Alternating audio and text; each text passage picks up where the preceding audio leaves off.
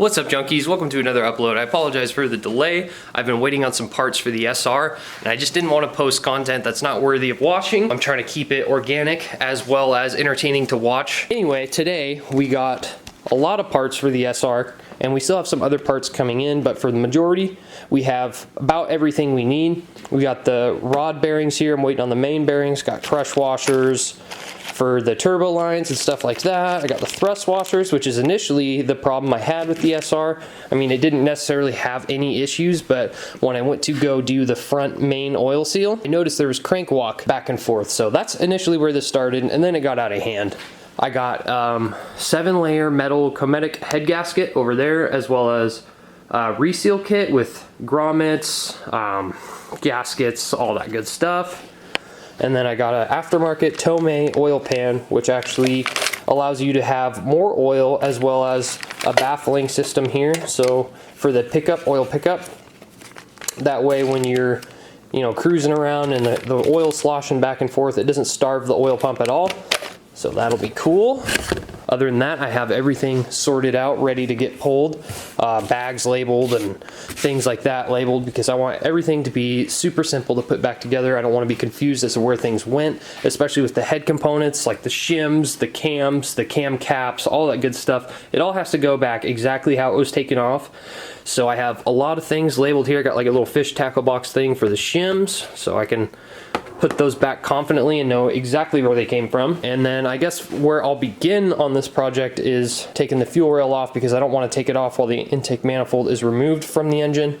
And then from there, I'll just start taking the exhaust manifold, turbo lines, the alternator bracket, and the power steering, strip it all down. Then I'll start taking the cams and everything apart. This video will kind of be a how-to instructional, but I've never done this before, so it's a learning process for me, so we'll learn as we go together. I'm sure there's better videos on YouTube where they're more instructional. I'll do my best to keep you guys along and updated with the process as I go. I mainly just am concerned about having everything labeled and ready to go, so that way when I come back in, I'd say this will probably take like a month maybe, because we're gonna bring this to parts washers, have the head resurfaced, and do all these sorts of things that will take up a little bit of time. Anyway, that's enough talking. I'm gonna start just removing this coil pack harness, and then I'll start with this fuel line here, and then I'll take the rail off, and then I'll take the intake manifold off, spin the motor around, and I'll take off the exhaust side, and we'll go from there.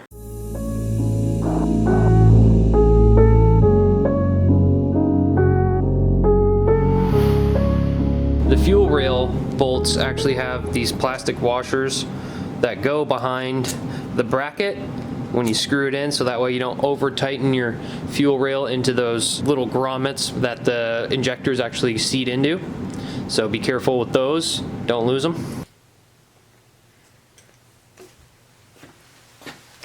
Real quick off camera, I disconnected this intake manifold bracket, just those 3 bolts there, so that I could get to this coolant hose. I didn't necessarily need to take it off just yet. I just did it a little prematurely, and then I took this coolant hose off of the throttle body area there. And then I took the vacuum line off of the wastegate and the fuel pressure regulator. And then there's a sneaky little 12mm bolt right there behind the throttle body. That's actually a bracket that connects to the head, as you can see. Take that guy off, and then I'll remove the intake manifold bolts 2, 4, 6, 8 right there, and it should be ready to come right off.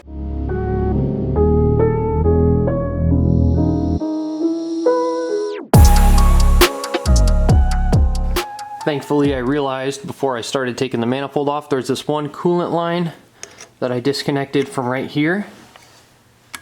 And then there's another vacuum line I disconnected from up there. I was wondering why this side wouldn't come off, and the alternator / intake manifold bracket right here is still bolted up. So I'm gonna take that off, and now it should come right off.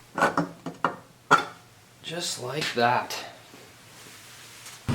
Now that the intake manifold's removed, I'm going to take off these heater core hoses, as well as this coolant hose that runs to the turbo. And then I'll begin taking this stuff apart, take off the thermostat housing, take this guy off. This whole thing should usually be bolted down, but it's missing the bolts. So once I take this off and that, and these heater core hoses, all of this should come off as one big unit. and then we'll have a bare face of the block over here. Also, I apologize if the angles aren't very good or I keep using the same angle. I'm not working with a lot of room in here, as you can see, so that's where you guys were set up watching.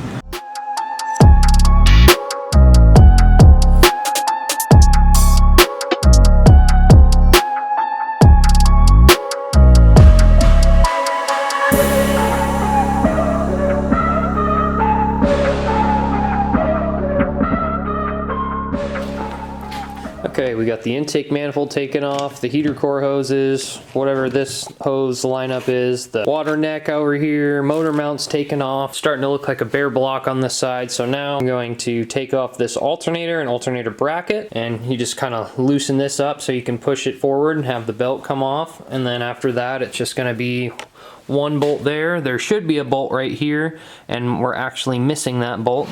And then a bolt down here and a couple down here.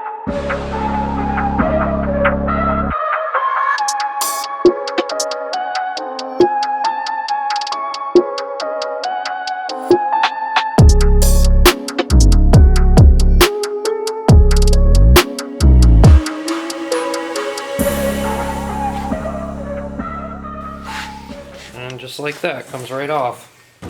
Next, I'm going to remove this dipstick tube with just some pliers here, and gently but firmly grasping it down there and pulling up on the tube. You want to be very careful with this. I've never done it before, but it seems like it's coming out.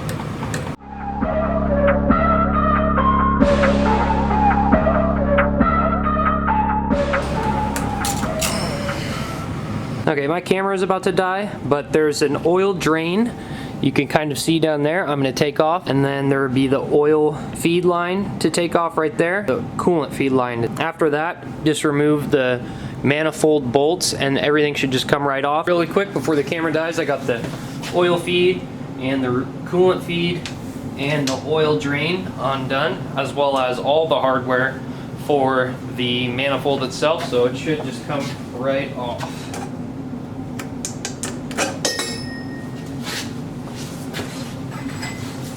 We're back on another day to tear apart the SR. Today I'm going to be tackling the head, and to start off with that, we're going to take these 13 valve cover bolts off.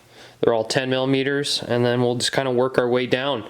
Start with the valve cover, then we'll take the tensioner off, get the cam angle sensor out, and then we'll take off the cams, the shims, the rocker arm stoppers. It's important to know that all the rocker arm stoppers have to be in exact location that you took them out. So I got all these bags labeled, ready for those to come out, as well as the shims.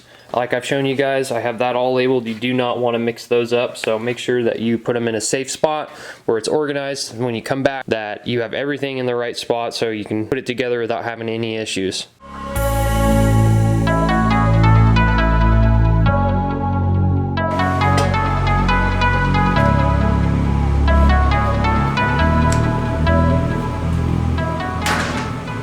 After removing the valve cover, everything looks pretty good for the most part. Not a whole lot of scoring. I do see some scoring on this cam here. I'm not exactly sure what I'm supposed to do about that. I'll talk to Derek and see what we're dealing with there, but everything else looks really clean. I did recently discover that this does have an HKS head gasket, so I was wondering what else may be done to it, because originally I was thinking that this engine had never been taken apart before, and it definitely has. I may have some upgrades on the bottom end, I'm not sure. I kind of doubt it though. Everything from what I know looks pretty stock up here. So I spoke with Derek about the scoring on this lobe here. Since my fingernail doesn't actually even get caught up in it, I can just barely feel it. He's confident that we can just get that polished out and everything will be all right. He also said that this comes from running really high oil temps at the track, which I am very guilty of, and just not using proper oil. He said maybe even upgrading the oil pump, but after we put this thing back together, it won't be seeing the abuse it used to. So I'm confident that it'll be okay with the OEM stuff. So now I'm gonna take off the timing chain tensioner, take out the cam angle sensor after I rotate the engine and set it to top dead center. And you'll know it's at top dead center when these front lobes are facing away from each other, as well as the timing marks. And there's a timing mark on the harmonic balancer. It's supposed to be on notch number 2. I'll quickly rotate to top dead center and then start getting that stuff taken apart. Actually, first I'm going to remove the spark plugs. That way it's easier for me to spin the engine over to get it to top dead center.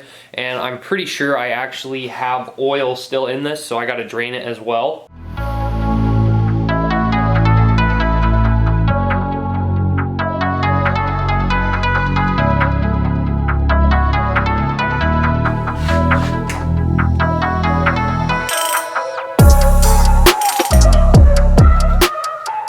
Okay, we got the rest of the oil draining out. The spark plugs are taken out. We're set at top dead center. We know that because we're at notch number 2 on the harmonic balancer from left to right, as well as the timing dot on the exhaust side is almost straight up, and then this one's pointed slightly to the left. And you can see that the cam lobes are each facing outwards. Another way you can verify it's at top dead center, we're looking at the cam angle sensor here. You can actually see that that key right there, this guy, lines up with the hole way back there. It's kind of hard to see, I'm sorry. There you go. And then the other dot is to help align the cam angle sensor. So you line up that dot on the right because it shifts a little bit when you push it in. And then if you do it correctly, the line should line up with the second hole after being inserted.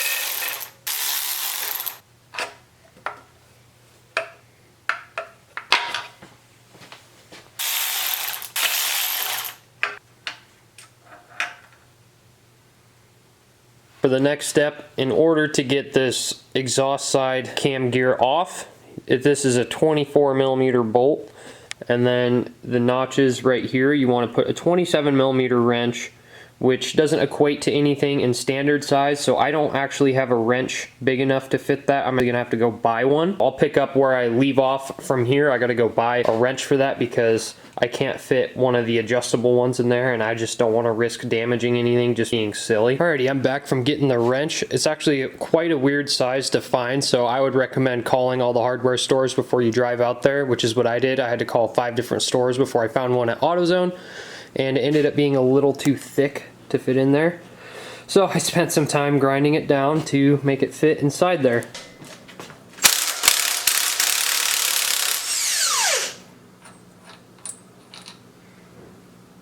Threads came off nice and clean.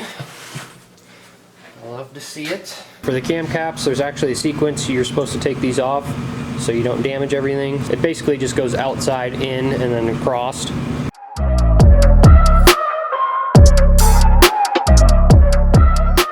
Well, I took the cams and everything out. My camera SD card ran out of room while I was doing that. So you guys here, I got the rocker arm stoppers all labeled in the correct position, as well as all the shims in their correct position, and the cam caps, all that good stuff. Next, I'm going to be doing the head, which is going to be like 10 main bolts, and then it's going to have 2 bolts up front here, as well as 2 bolts, 1 and 2 over here.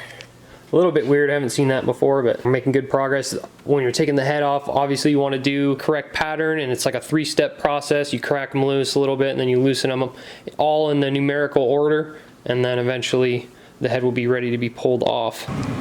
Now that we got the 4 10mm bolts, the 2 up front and the 2 on the side done, I'm going to start cracking these loose in this order, front to back.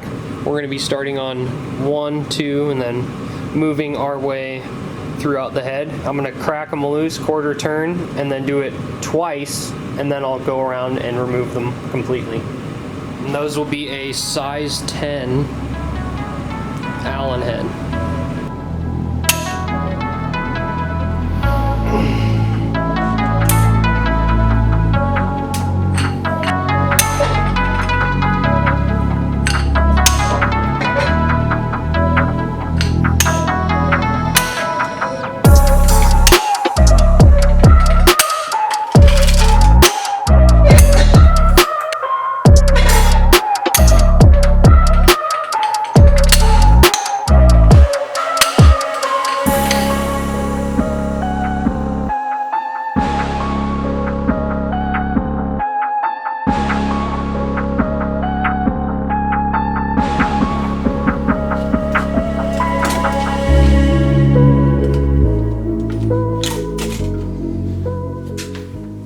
Someone has replaced this head gasket before because it's got the HKS symbol on it. It's obviously not those little compound, little dinky head gaskets. I won't be reusing it. I think you can, but I already bought a Cometic one and I don't like putting old stuff back in there anyway. After just looking at these first 2 cylinder walls, you could definitely tell it's been honed once before.